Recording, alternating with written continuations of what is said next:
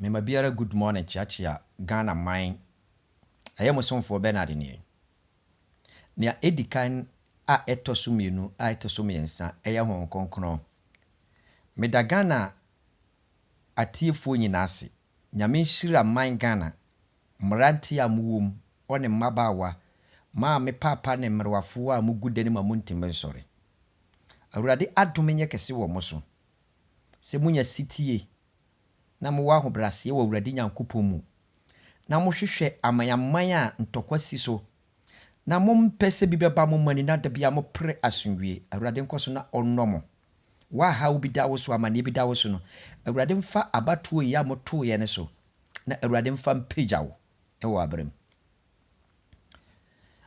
Asenwe me pese eye ye mampanyini dada.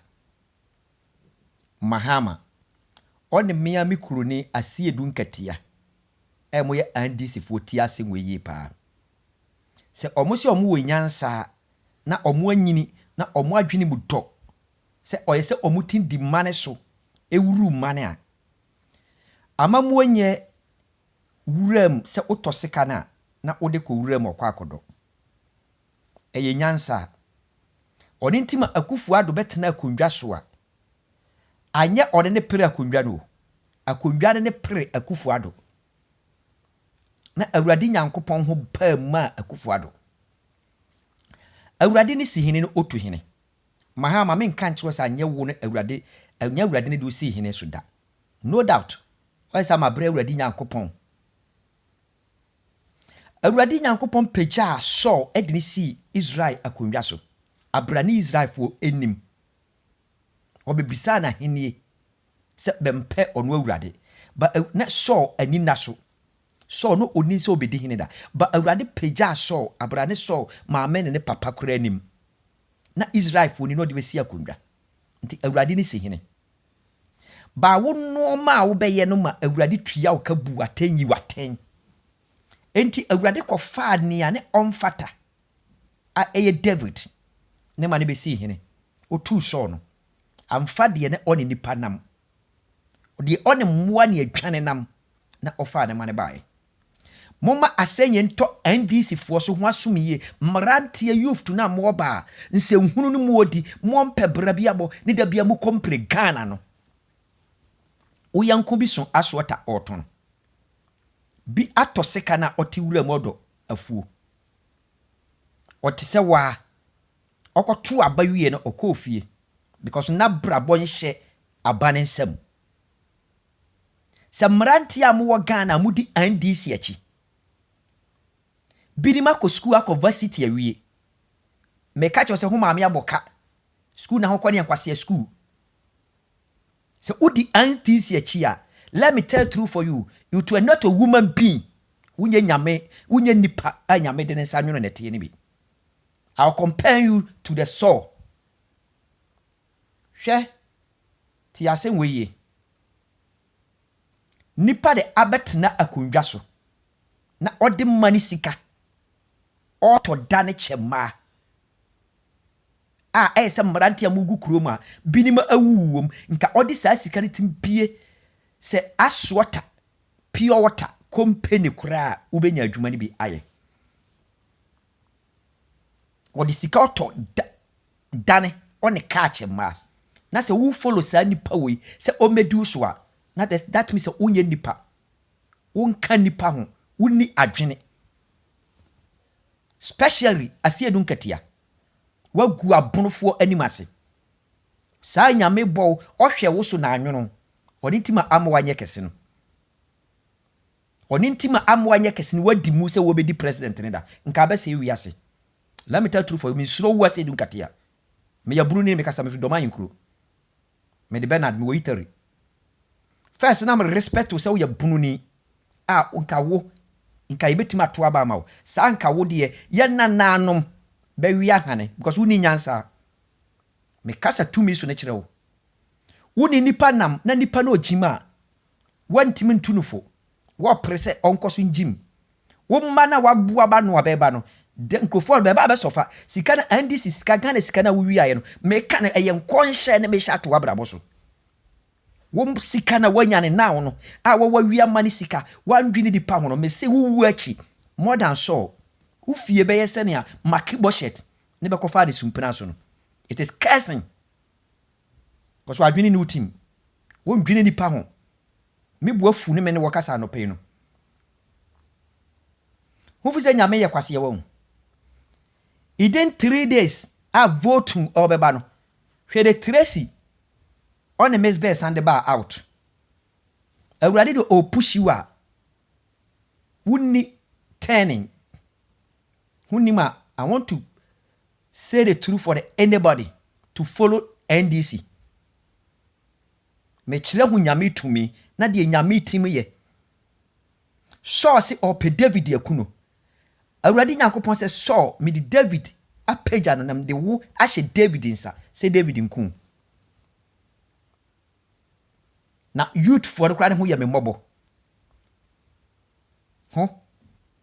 Se uko school deni wie school. Be the free education aba Ghana. Ne wa wo mpede ya. Ho be sofa. Amanfo akwantu ehu ontu bi. Ho be de na Ghana wo saase ne monnam a montare aye nhoha ho de kogina sa Jubilee house wo no. Sa ne ho be bo ho bra akosi ho nana no so. Me ka kire mo ne se NDC for ho pese mo party ba power mo nko takre Tracy Miss Bear out sa di mo nge no mo nko takre no se ho pese ho party na isa ho party me ka sha awurade ani munyam se ho party o ma power da ko sisa temu da beba me ka Nyankopon a o ata soro NDC me odifo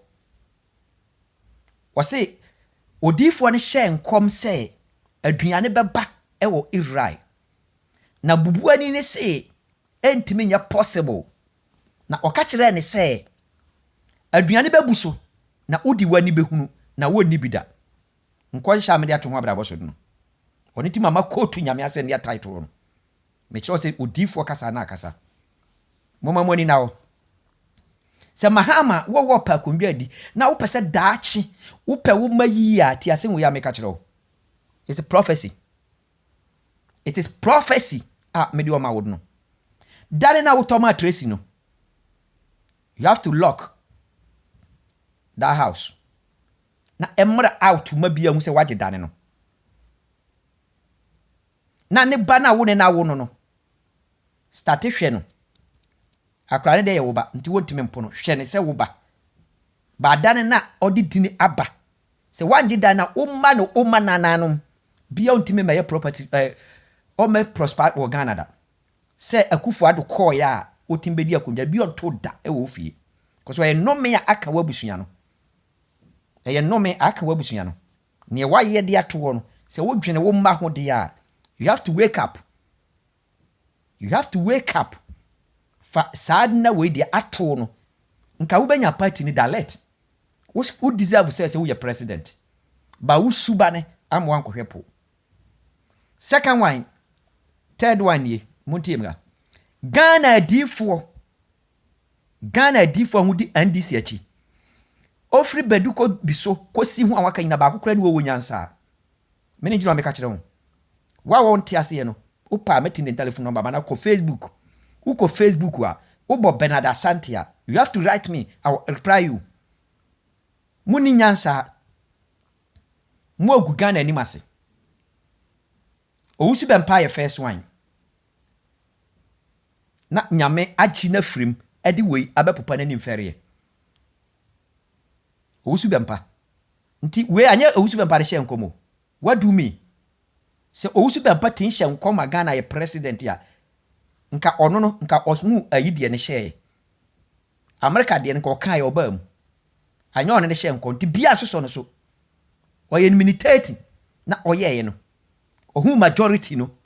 na ohunu de akufu ado aye nti no ni say no matter how oye de bebe Ghana befo aso cause Ghana ne oti ne ofuru dua pade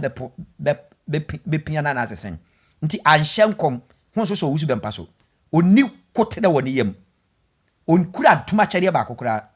meni jwa ka kyero Ghana odifo ni Ghana odifo bia ni wo Ghana ne ho so so otima onu tin si hine owusu bempa tin si gina ompeja na nkosi president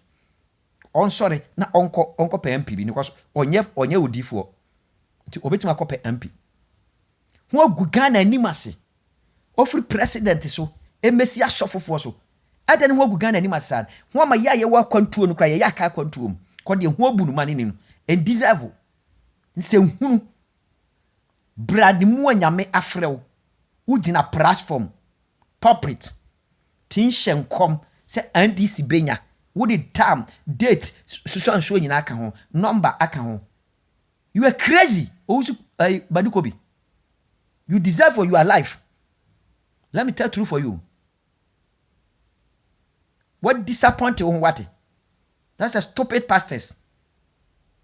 Kwa di jihunro no ni wo kunoma ni wo kunkrofo ma na wo do atoka na wo do acham nkrofo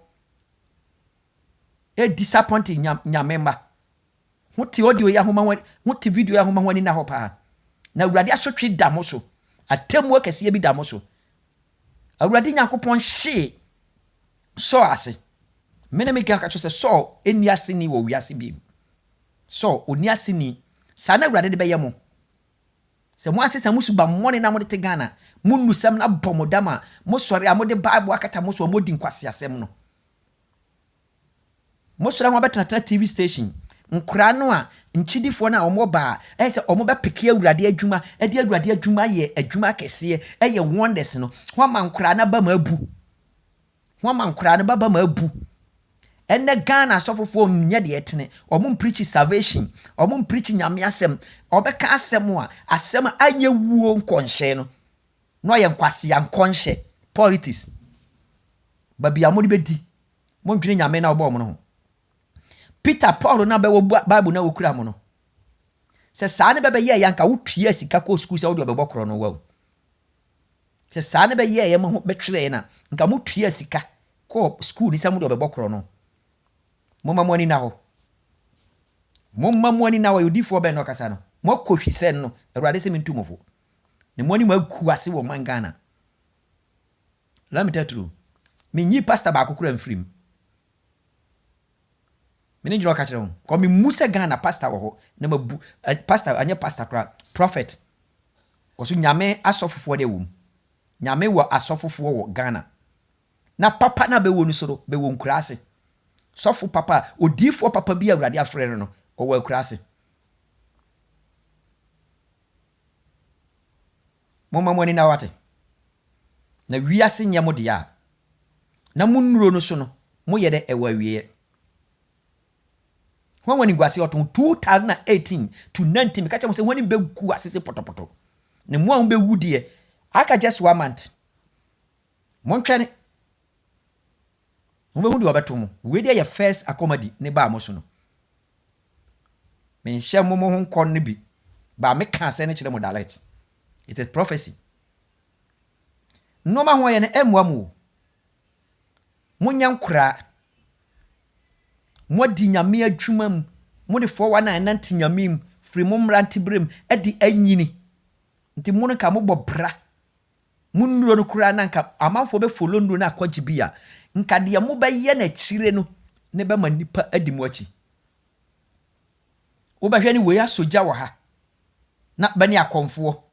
na e combine na wo husu be mpa nyame be kasa a kire wa nipa wo ne konfo ne fa adwene no na nyame akasa cho so na nyame ye stupid nka nyame makasa ye stupid pa anka ono wo ye disappointed meni juro ka kire ho ne se nyame be kasa kire wo wusu bempa ka nyame ye disappointed mabia wo wiase aya mu ni nyame ase na mu didi achi do e concert no wo mu hu awieye no ne mu ne namu no wo tin hye concert wo si hine nyame kasa kire wo yefa eye wadwene no yusu ye alphabet wuduma eye alphabet uhuru ne eko se mani we no se ne ete sa free school na aba no maamefo amerwafo no ahiafo wom